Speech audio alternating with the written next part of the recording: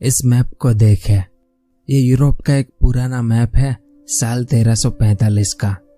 तो साल 1345 में यूरोप की टोटल आबादी अंदाजित 8 करोड़ के आसपास थी। लेकिन 6 साल बाद यानी 1351 में यह आबादी घटकर मात्र 3 करोड़ रह गई थी। यानी इन 6 सालों में यूरोप की लगभग 60% आबादी मारी गई, क्योंकि उस समय यूरोप में मानव जाति के इतिहास की सबसे भयंकर महामारी फैली थी, जिसे आज हम प्लेग महामारी या ब्लैक डेथ के नाम से जानते हैं। ये उस महामारी की एक फेमस ड्राइंग है। इसमें आप देख सकते हैं लाशों के ढेर लग गए थे उस समय, और जो लोग बीमारी से पीड़ित थे लोग उनके पास जाने से भी डरते थे। इतनी खतरनाक महामारी थी ये। और एक दूसरी फेमस ड्राइंग है जिसमें एक महिला अपने मरे हुए पूरे परिवार का अंतिम संस्कार करने जा रही है। आगे विस्तार से जानेंगे इस बारे में। असल में यह महामारी सिर्फ यूरोप तक ही सीमित नहीं थी। अफ्रीका और एशिया के कई देश भी इस महामारी की चपेट में आए थे, और इसमें कितने लोग मारे गए उसका कोई हिसाब नहीं है। कुछ इतिहासकार कहते हैं कि इस महामारी से 5 करोड़ जितने लोग मारे गए, तो कुछ इतिहासकार कहते हैं कि इस बीमारी से पूरी दुनिया में टोटल 7 करोड़ से लेकर 20 करोड़ जितने लोग मारे गए थे। क्योंकि ये प्लेग महामारी एक बार में खत्म नहीं हुई थी, यह बार बार दुनिया में फैली थी, और आखिरी बार यह अभी कुछ सालों पहले यानी 2017 में यह बीमारी अफ्रीका के मेडागास्कर देश में फैली थी। यानी ये प्लेग महामारी अभी इस दुनिया से खत्म नहीं हुई है। आज की तारीख में इस प्लेग महामारी के बैक्टीरिया दुनिया के कुछ कुछ देशों में अभी भी पाए जाते हैं। तो इसे लेकर वैज्ञानिक क्या कहते हैं उस बारे में भी आगे विस्तार से जानेंगे।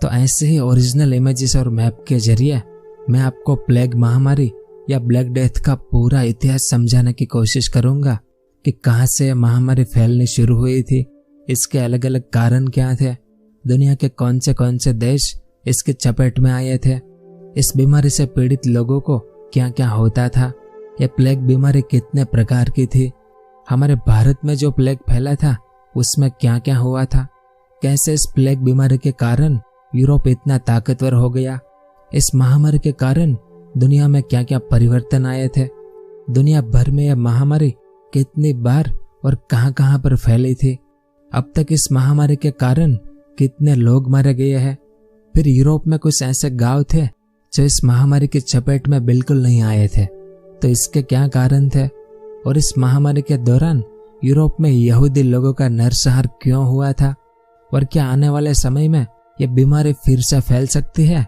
इस बारे में आज के वैज्ञानिक क्या कहते हैं, और दुनिया में ऐसे कौन से देश हैं जिन्होंने प्लेग के बैक्टीरिया से बायोलॉजिकल हथियार बनाने की कोशिश की है, और क्या उन देशों को इसमें सफलता मिली है कि नहीं, वो सब और इसके अलावा और भी बहुत कुछ जानने को मिलेगा आपको इतिहास के बारे में।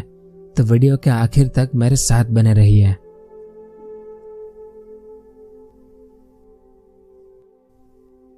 तो सबसे पहले इस मैप को देखें। यह मैप 14वीं सदी के यूरोप का मैप है। तो उस समय यूरोप काफी पिछड़ा हुआ था। वहां के लोग ज्यादा पढ़े लिखे नहीं थे, इस कारण मेडिकल सुविधाओं का अभाव था, और न ही वहां के लोगों के पास खेती की कोई उन्नत तकनीक थी। इस कारण उस समय वे लोग अनाज संकट से जूझ रहे थे। लोग भूखमरी के कारण परेशान थे। ऐसे में 14वीं सदी में यूरोप के छोटे छोटे कबीले एक दूसरे से युद्ध करके उनके अनाज और धन को लूटकर अपना जीवन यापन कर रहे थे। यानी यूरोप की स्थिति काफी दयनीय थी। अनाज के दाम आसमान छू रहे थे, और भूखमरी के कारण लोगों की इम्यूनिटी भी काफी कमजोर थी उस दौर में। इस कारण यूरोपियन लोग शारीरिक रूप से ज्यादा स्वस्थ नहीं थे। कुल मिलाकर आज के समय में कुछ अफ्रीकी देशों के जो हालात है वैसे ही हालात उस समय यूरोप के थे। अब उस समय इटली का ये जो सिसिली बंदरगाह है वो यूरोप का सबसे बड़ा व्यापारिक बंदरगाह था। यहाँ के व्यापारी दुनिया भर से अनाज और मरी मसाले खरीदकर यूरोप में बेचते थे। ऐसे में साल 1346 में सिसिली का एक व्यापारी अपने 5 जहाजों को लेकर ब्लैक सी यानी ये जो क्रीमिया है जो आज यूक्रेन का हिस्सा है वहां पर अनाज खरीदने गया था, और लंबी दूरी तय करके अक्टूबर 1340 में ये 500 जहाज यहाँ सिसिली के किनारे आकर खड़े हो गए। अब किनारे पर खड़े लोगों ने काफी इंतजार किया, लेकिन जहाजों में से कोई नीचे नहीं उतरा। वहां मौजूद लोगों को कुछ समझ नहीं आ रहा था कि आखिर जहाजों में सवार लोग नीचे क्यों नहीं उतर रहे हैं।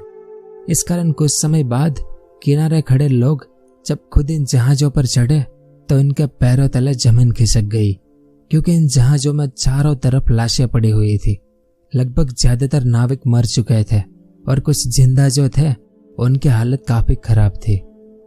अब वहां मौजूद लोगों को कोई अंदाजा नहीं था कि आखिर जहाज में इतने सारे लोग कैसे मर गए, इन लोगों को क्या हुआ है। खैर, तो वहां मौजूद लोगों ने लाशों को नीचे उतारा और जो बीमारी से पीड़ित थे उनका इलाज करने की कोशिश शुरू की, क्योंकि लोगों को यह नहीं पता था कि यह तो बस एक भयंकर अंत की शुरुआत ही थी। सिसिली के लोगों को कोई अंदाजा नहीं था कि जिन लाशों को वो नीचे उतार रहे हैं वो सिर्फ लाशें नहीं थी, बल्कि आने वाले एक भयंकर महामारी की दस्तक थी। क्योंकि सिसिली में उन लाशों को दफनाने के बाद यह बीमारी वहां के लोगों में फैलने लगी और धीरे धीरे आगे आगे फैलती जा रही थी। और जो लोग इसके चपेट में आए उनके शरीर पर आलू की साइज के काले रंग के फोड़े बन रहे थे और उनके हाथों की उंगलियां भी धीरे धीरे काली हो रही थी। इस बीमारी के लक्षणों की बात करें तो लोगों को भारी बुखार और सिर दर्द होता था। लोगों को सांस लेने में तकलीफ होती थी। नाक, गला और उंगलियों में गैंग्रीन होता था, जिससे लोगों को दर्दनाक पीड़ा होती थी। इस कारण कोई 1 दिन में, कोई 2 दिन में या फिर ज्यादा से ज्यादा कोई 4 या 5 दिन में मारा जाता था। तो इटली में अक्टूबर 1340 में यह मौत का तांडव शुरू हुआ। सिसिली में जो लोग इसके चपेट में आए उनमें से आधे लोग मारे गए और यहाँ से बीमारी फैलती फैलती यहाँ मैसिना तक पहुंची और मैसिना से बीमारी इटली की मुख्य भूमि में दाखिल हो गई। तो 1346 में इटली इसके चपेट में आया और तब गर्मियों का मौसम चल रहा था, जिन गर्मियों में इटली के 1/3 लोग मारे गए, यानी 100 में से लगभग 60 से 70 लोग मारे गए। खैर, तो ये जो महामारी आई थी उसमें सिर्फ इंसान ही नहीं, जानवर भी इसके चपेट में आ रहे थे। बिल्लियां, खरगोश, कुत्ते, चूहे और गिलहरियां जैसे कई और भी जीव इसके शिकार हो रहे थे। अब 14वीं सदी यानी न्यूज और अखबारों का समय तब शुरू नहीं हुआ था। इस कारण दुनिया में क्या हो रहा है उस बारे में लोगों को कुछ पता नहीं चलता था। ऐसे में नवंबर 1346 में फ्रांस का एक व्यापारिक जहाज जो ब्लैक सी से आया और यहाँ फ्रांस के मार्शले में आया, जो इस बीमारी को अपने साथ लेकर आया, जिसके बाद फ्रांस में भी यह महामारी फैलने शुरू हुई।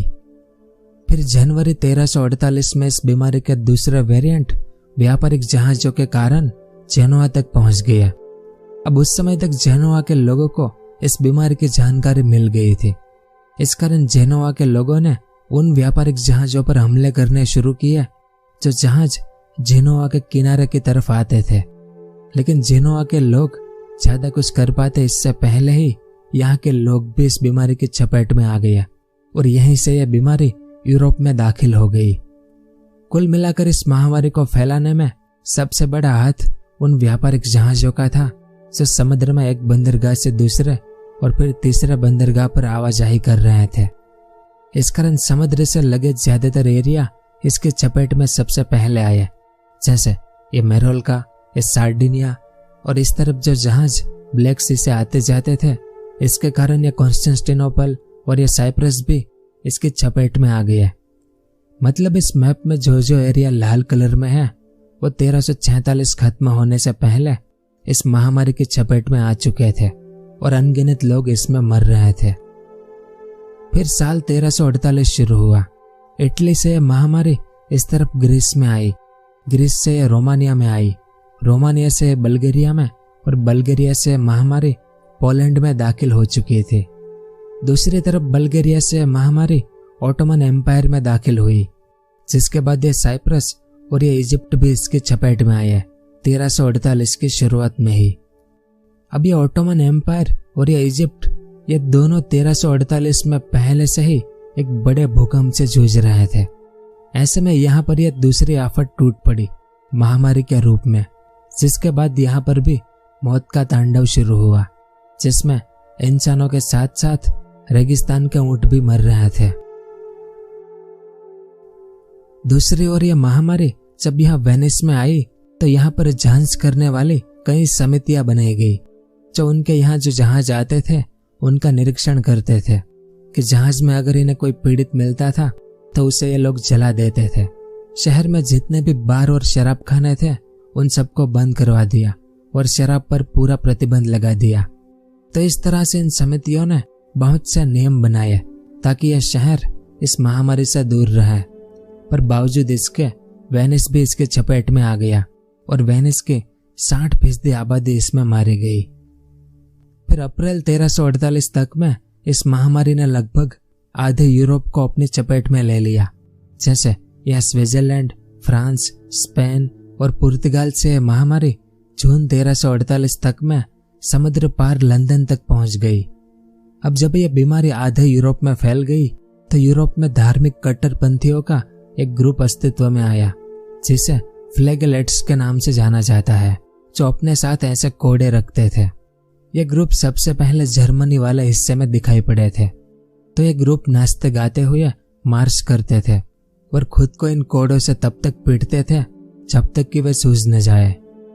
खैर, तो एक ग्रुप धीरे धीरे हिंसक हो गया और इनका मानना था कि यूरोप में जो प्लेग महामारी आई है वो यहूदी धर्म के लोगों के कारण आई है। यानी इनके मुताबिक यह महामारी यहूदी लोगों ने जानबूझकर फैलाई है। इस कारण 1348 के आखिर में यूरोप में यहूदी विरोधी आक्रोश फैल गया, जिसके बाद यूरोप में कई जगहों पर यहूदी लोगों का नरसंहार शुरू हुआ, जिसमें यहूदी लोगों को इस तरह से जिंदा जला दिया जाता था। असल में यूरोप के इन धार्मिक लोगों ने यह अफवाह फैलाई कि यहूदी लोग कुओं के पानी में जहर घोलकर प्लेग फैला रहे हैं। इस कारण जर्मनी और फ्रांस ने अपने देश से पूरे यहूदी समुदाय को खत्म कर दिया, जिस दौरान पोलैंड के राजा कासिमिर ने सताए गए यहूदियों को अपने देश पोलैंड में शरण दी कि आप यहूदी लोग पोलैंड में आ जाओ, यहाँ पर हम आपका ख्याल रखेंगे। लेकिन इन लोगों के साथ साथ 1349 में यह महामारी पोलैंड में भी दाखिल हो गई। फिर यहाँ से यह लिथुआनिया में भी दाखिल हो जाती है। दूसरी ओर फरवरी 1349 में फ्रांस के स्ट्रासबर्ग में यहूदी लोगों का एक भयंकर नरसंहार हुआ, जिसमें एक साथ 2000 यहूदी लोगों को जिंदा जला दिया गया। दूसरी ओर जब यह पूरा लंदन इसके चपेट में आया तो लंदन के लोग भोजन की तलाश में गांव कस्बों की ओर भागने लगे और कुछ अपनी जान बचाने के लिए समुद्र पार आयरलैंड तक चले गए और वहां पर भी यह महामारी फैल गई, जिस कारण यहाँ पर 1 लाख से ज्यादा लोग मारे गए। फिर जुलाई 1349 में इंग्लैंड का एक व्यापारिक जहाज यहाँ नॉर्वे के बर्गन शहर में आया, जो अपने साथ इस महामारी को लेकर आया था। इस कारण इसके बाद ये महामारी नॉर्वे, डेनमार्क और स्वीडन तक पहुंच जाती है, जिसके बाद यहाँ पर भी मौत का तांडव शुरू होता है। फिर इस तरफ ये जो पिंक कलर का एरिया है वो था स्कॉटलैंड, जो अभी तक इस महामारी से बचा हुआ था। तो जब बगल में इंग्लैंड में जब यह महामारी फैली तो इसके बाद इंग्लैंड काफी कमजोर हो गया था। इस कारण मार्च 1350 में स्कॉटलैंड ने अपनी सेना भेजी इंग्लैंड पर हमला करने के लिए, जिस युद्ध में स्कॉटलैंड की सेना भी इस बीमारी की चपेट में आ गई और लगभग 5000 जितने सैनिक इस बीमारी के कारण मारे गए। ऐसे में बचे हुए सैनिक अपनी जान बचाने के लिए वापस स्कॉटलैंड चले आए, लेकिन ये सैनिक इस बीमारी को अपने साथ लेकर आए, जिसके बाद स्कॉटलैंड में भी यह महामारी फैली और स्कॉटलैंड के 1/3 लोग इसमें मारे गए। दूसरी ओर अफ्रीका और एशिया की बात करें तो सबसे पहले यहाँ इजिप्ट में यह महामारी आई थी और यहाँ से यह गाजा से होते हुए मिडिल ईस्ट में पहुंच गई। पहले जेरूसलम इसके चपेट में आया, फिर दमास्कस और एलेप्पो में भी यह फैल गई। यानी आज के समय के लेबनान, सीरिया, इजराइल और फिलिस्तीन भी इसकी चपेट में आ गए थे और इसी तरह से अगले 2 सालों में यह महामारी पूरे मुस्लिम जगत में फैल गई। यानी यह मध्य पूर्व से लेकर अफ्रीका के इस हिस्से तक, जिस दौरान 1348 में हज करने वाले यात्री मक्का मदीना पहुंचे थे, जो इस महामारी को अपने साथ लेकर आए थे। इस कारण 1350 तक में इराक के 2 सबसे बड़े शहर बगदाद और मोसुल भी इसकी चपेट में आ चुके थे, क्योंकि 1349 के लिखित रिकॉर्ड ये दिखाते हैं कि मोसुल शहर में एक बड़ी महामारी हुई थी और बगदाद शहर में इस महामारी के दूसरे दौर को भी देखा गया था। अब यूरोप में कुछ कुछ ऐसे गांव और शहर भी थे जो इस महामारी से बिल्कुल बच गए थे। जैसे इसका सबसे बड़ा उदाहरण पोलैंड है। पोलैंड में बहुत सारे ऐसे गांव थे जो इस महामारी से बचने में सफल रहे थे, क्योंकि उन गांव के लोगों ने अपने पूरे गांव को बंद करवा दिया था और गांव के लोगों को बाहर जाने की मनाही थी और बाहर वालों को गांव के अंदर आने की मनाही थी।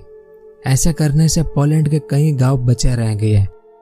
इसके अलावा इटली का ये जो मिलान शहर है, इसने शहर में आने जाने के जितने भी रास्ते और दरवाजे थे उन पर दीवारें बनवाकर सारे रास्तों और दरवाजों को बंद करवा दिया।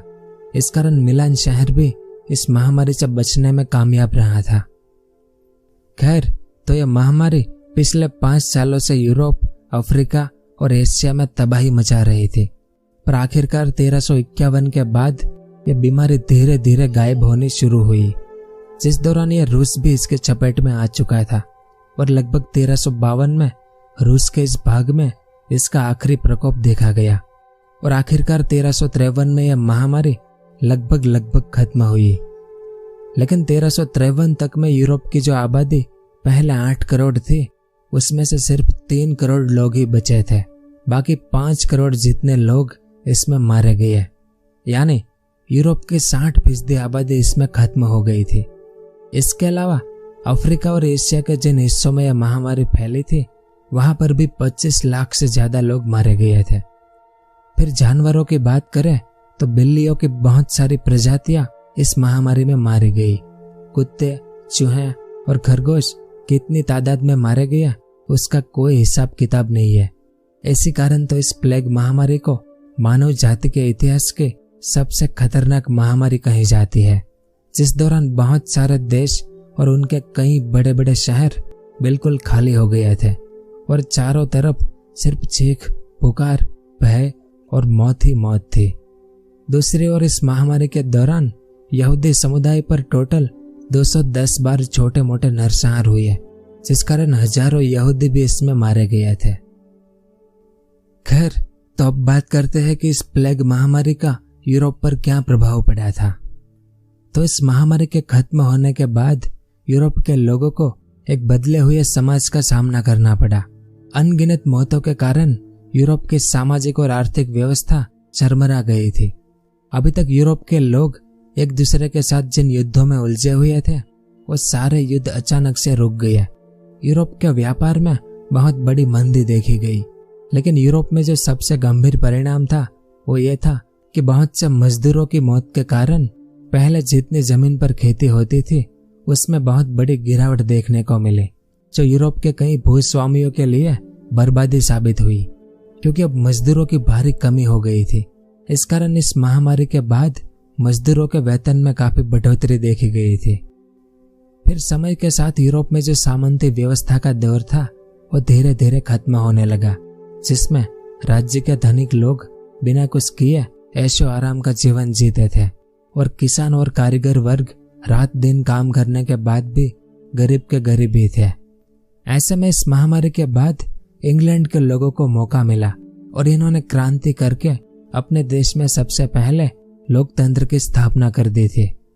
इसके अलावा यूरोप में जो पुरानी विचारधारा थी वो भी काफी हद तक खत्म हो गई और नए विचारों और अवधारणाओं को पनपने का एक अवसर दिया इस महामारी ने, जो यूरोप को सीधे पुनर्जागरण काल की ओर ले गया। फिर यूरोप की आबादी 1345 में जो 8 करोड़ थी, वो महामारी के बाद सिर्फ 3 करोड़ रह गई थी। तो यूरोप को वापस 8 करोड़ की आबादी तक पहुंचने में 200 साल लग गए थे, यानी करीब 16वीं सदी की शुरुआत में यूरोप की आबादी फिर से 8 करोड़ तक पहुंच पाई थी। अब ये जो महामारी 1352-53 में खत्म हुई थी, वो हमेशा के लिए खत्म नहीं हुई थी। यूं समझ लीजिए कि इसने एक छोटा सा ब्रेक लिया था, क्योंकि 1353 के बाद अगले 300 सालों तक में यह महामारी समय समय पर यूरोप में आती रही और अभी तक हमने जो जाना उसे पहला प्लेग कहते हैं, जिसके खत्म होने के 8 साल बाद यानी 1360 से 1363 के बीच यूरोप के कुछ हिस्सों में फिर से यह महामारी देखी गई। फिर 1438-39 में, 1457-57 में, 1500 से 1503 के बीच, 1531 में, 1602 से 1611 के बीच, 1644 से 1654 के बीच और 1664 से 1667 के बीच भी यूरोप के छुटपुट हिस्सों में यह महामारी देखी गई थी।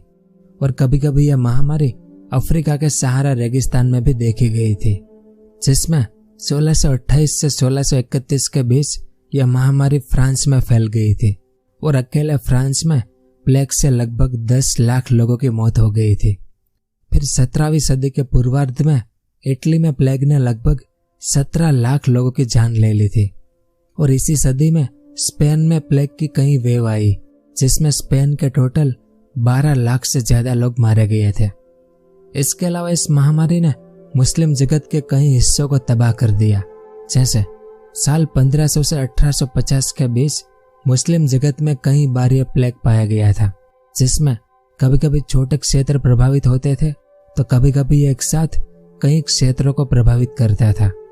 कुल मिलाकर 19वीं सदी तक प्लेग की जितनी भी वेव आई थी यूरोप, अफ्रीका और एशिया के भागों में, उसे दूसरी प्लेग महामारी कहते हैं। अब इस इमेज को देखें, यह उस दौर की एक फेमस ड्राइंग है।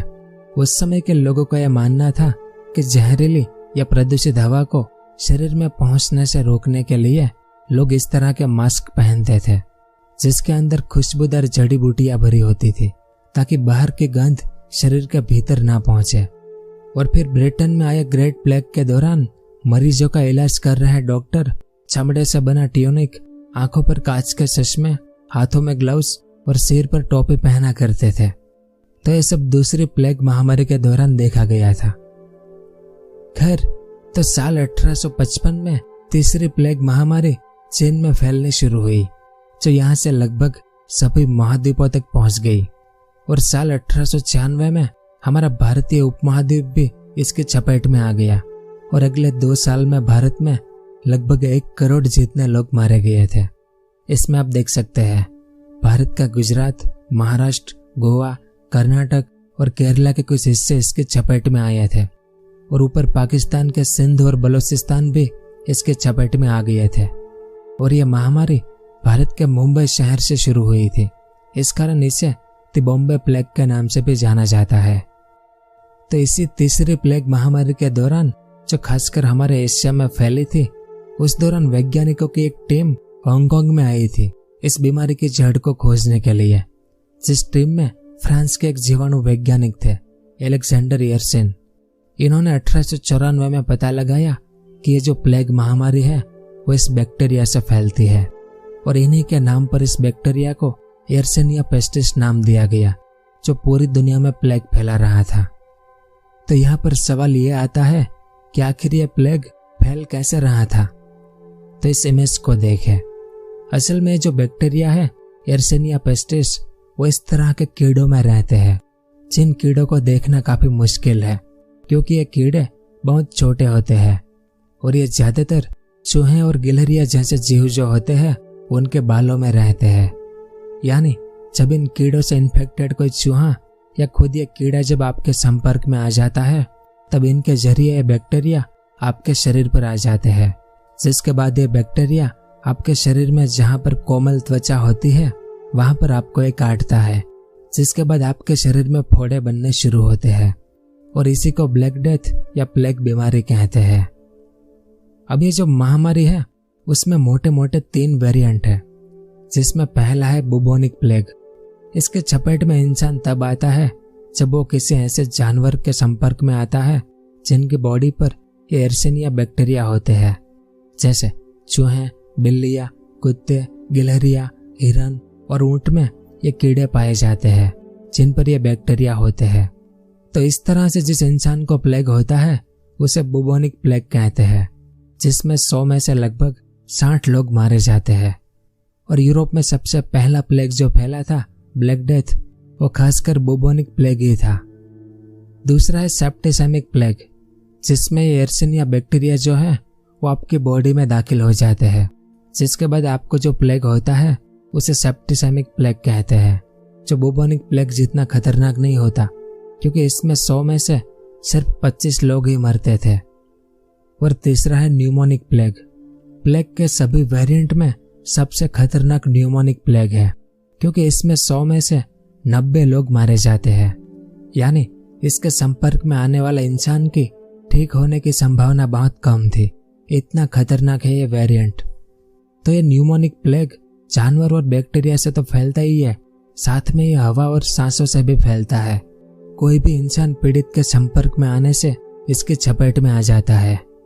तो कुछ इस तरह से प्लेग के ऐसे 3 वेरिएंट दुनिया भर में पाए जाते हैं। अब अभी तक नॉर्थ अमेरिका और साउथ अमेरिका इसकी चपेट में आए नहीं थे, लेकिन 1900 में ये प्लेग अमेरिका के सैन फ्रांसिस्को में पहुंच गया और 1907 और 1908 में यहाँ पर दूसरी बार भी प्लेग फैला था और 1925 तक में ऑस्ट्रेलिया में 12 बार प्लेग बीमारी फैली, जिसका परिणाम स्वरूप ऑस्ट्रेलिया में 1000 से ज्यादा लोग मारे गए। इस कारण ऑस्ट्रेलिया में एक सार्वजनिक स्वास्थ्य विभाग की स्थापना हुई, जिसने यर्सेनिया बैक्टीरिया को लेकर काफी बड़ी बड़ी शोध की थी। और आखिर रूस के वैज्ञानिक वाल्डेमर हैफकाइन ने खुद अपनी बॉडी पर काम करके आखिरकार प्लेग की वैक्सीन बना दी। इसी कारण ऑस्ट्रेलिया में जो प्लेग महामारी फैली थी उसमें सिर्फ 1000 लोग ही मरे थे, क्योंकि तब तक में प्लेग वैक्सीन आ चुकी थी। इस कारण तो 20वीं सदी के बाद से दुनिया में अब प्लेग का डर लगभग खत्म हो गया है। खैर, तो इस महामारी को दुनिया के अलग अलग हिस्सों में अलग अलग नामों से जाना जाता है, जिसमें अब तक दुनिया भर के टोटल 20 करोड़ लोग मारे गए हैं और वैश्विक लेवल पर लोगों के शरीर पर काले फोड़े पड़ने के कारण इसे ब्लैक डेथ नाम दिया गया। और शुरुआती सालों में इसे द ग्रेट मोर्टालिटी और द ग्रेट डेथ के नाम से भी जाना जाता था, क्योंकि ज्यादातर पीड़ित मारे जाते थे। बाकी प्लेग नाम तो इसे बहुत बाद में मिला, जब दुनिया में वैज्ञानिक जांच पड़ताल शुरू हुई तब। खैर, तो अब बात करते हैं कि आखिर यह प्लेग पैदा कहां से हुआ और कैसे दुनिया में फैला था। तो 1346 में आई महामारी के बाद कई सदियों तक लोगों के दिमाग में सवाल रहा कि आखिर ये बीमारी आई कहां से और फैली कैसे। तो शुरुआत में लोगों ने कहा कि यह महामारी जानवरों से फैली, तो किसी ने कहा कि ये इंसानों से ही इंसानों में ट्रांसफर होने लगी थी, तो किसी ने कहा कि ईश्वर नाराज है और उन्होंने इस बीमारी को धरती पर भेजा है। मतलब लोगों ने तरह तरह के दावे किए, लेकिन आखिर वैज्ञानिक युग शुरू हुआ और इसकी पड़ताल शुरू हुई। तो बहुत सारे वैज्ञानिकों ने बहुत लंबे समय तक इसकी जांच की, पर आखिर साल 2022 में जो साबित हुआ वो ये था कि ये जो प्लेग महामारी है वो मध्य एशिया के देश किर्गिस्तान से निकली थी। इसमें ग्रीन कलर वाला देश किर्गिस्तान है और बाकी वैज्ञानिक भी 2022 से पहले ये अनुमान लगा रहे थे कि यह महामारी इसी एरिया से शुरू हुई है। इसी कारण तो 2022 से पहले के इतिहास में प्लेग की शुरुआत चीन से बताई जाती थी, लेकिन साल 2022 में जर्मनी के शोधकर्ताओं ने बताया कि हमने प्लेग फैलने की शुरुआती जगह और समय का पता लगा लिया है। असल में स्कॉटलैंड के इतिहासकार डॉक्टर फिलिप स्लाविन किर्गिस्तान में कुछ कब्रिस्तानों की स्टडी कर रहे थे, जिसमें इन्होंने देखा कि साल 1248 से लेकर 1345 के बीच में 467 लाशें दफन हुई, जिनमें से 118 लाशें सिर्फ 2 सालों के भीतर दफनाई गई थी। यानी इनमें से 25% से ज्यादा लोगों की मौत सिर्फ 1338 और 1339 के बीच हुई थी, जिनमें से कईयों की कब्रों पर मौत की वजह महामारी बताई गई थी। इस कारण डॉक्टर फिलिप स्लाविन ने यह जानकारी कुछ जर्मन शोधकर्ताओं को दी, जिसके बाद जर्मन शोधकर्ताओं ने उन कब्रों में जो कंकाल पड़े थे उनके दांतों का डीएनए टेस्ट किया, क्योंकि दांतों में रक्त शिराएं होती है, जिसके जरिए आप उनके पैथोजेंस के बारे में जान सकते हो और आप उस व्यक्ति की मौत की वजह का भी पता लगा सकते हो। खैर, तो जर्मन शोधकर्ताओं को 3 कंकालों के दांतों में यर्सेनिया पेस्टिस नाम के बैक्टीरिया मिले, जो प्लेग महामारी फैलाते हैं। तो इस स्टडी के बाद अभी के लिए दुनिया ये स्वीकारती है कि प्लेग की शुरुआत किर्गिस्तान से ही हुई थी। तो किर्गिस्तान से प्लेग यूरोप पहुंचा कैसे तो 13वीं सदी के दौरान हमारे एशिया में जहाज के जरिए ही दूसरे देशों में आना जाना और व्यापार होता था, जिसमें यूरोप, अफ्रीका और एशिया एक दूसरे के साथ जुड़े हुए थे, जिनके बीच सिल्क रूट और समुद्र के जरिए व्यापार होता था। तो यहाँ पर जो सिल्क रूट था, जो किर्गिस्तान के बिल्कुल नीचे से गुजरता था, तो हो सकता है कि व्यापार के दौरान पहले बीमारी सिल्क रूट से यहाँ ब्लैक सी तक आई होगी, और साल 1346 में जब यूरोपियन जहाज यहाँ क्रीमिया आए थे, तब प्लेग से संक्रमित चूहे अनाज के साथ साथ इन यूरोपीय जहाजों में चढ़ गए, जिसके बाद यहाँ सिसिली पहुंचने से पहले ही जहाज के ज्यादातर लोग मारे गए थे, और उसके बाद का घटनाक्रम हम शुरुआत में ही जान चुके हैं। तो यूरोप में प्लेग महामारी के बाद ही विकास होना शुरू हुआ, क्योंकि हमने जाना कि यूरोप में समय समय पर प्लेग महामारी की वेव आती रही। इस कारण इतनी मौतों के बाद जो लोग यूरोप में जिंदा बच गए थे, उन्हें अब मौत का जरा सा भी डर नहीं था। इस कारण इसके बाद बेहतर जीवन के लिए यूरोपीय लोगों ने दुनिया के अलग अलग हिस्सों को खोजना शुरू किया, जिसके बाद ही यूरोपीय लोगों को America, south America, Bharat, Australia जैसे कई देशों तक जाने का समुद्री रास्ता मिला। जिसके बाद इस मैप में जितने भी देश ग्रीन कलर में हैं, उन सभी को यूरोपीय लुटेरों ने गुलाम बनाया और उन्हें खूब लूटा। इसी कारण तो यूरोप आज इतना अमीर और विकसित हो पाया है। यानी आधुनिक यूरोप के विकास में कहीं ना कहीं प्लेग महामारी का भी हाथ है, ऐसा कहना गलत नहीं होगा। इस बारे में आपके क्या विचार है, नीचे कमेंट करके जरूर बताएं। अब जिस तरह से भारत और पाकिस्तान का बंटवारा हमारे भारत के लिए एक काला अध्याय है, उसी तरह से प्लेग महामारी यूरोप के लिए एक काला अध्याय है, क्योंकि इसे इतिहास की सबसे बड़ी मौत की त्रासदी कहा जाता है, जिसने रातों रात यूरोप की आधी से ज्यादा आबादी को मौत की नींद सुला दिया था। फिर इसके बाद भी दुनिया के अलग अलग देशों ने समय समय पर प्लेग महामारी को झेला, और आज भी दुनिया के कई हिस्सों में प्लेग के बैक्टीरिया पाए जाते हैं, जैसे अफ्रीका के मेडागास्कर और कोंगो देश, साउथ अमेरिका में पेरू और मेक्सिको में, और अमेरिका में आज भी प्लेग के बैक्टीरिया पाए जाते हैं। लेकिन आज आधुनिक विज्ञान और मेडिकल चिकित्सा के कारण अब कीटनाशक दवाइयाँ, एंटीबायोटिक और प्लेग का टीका आने के बाद प्लेग को ज्यादा फैलने से रोक दिया जाता है।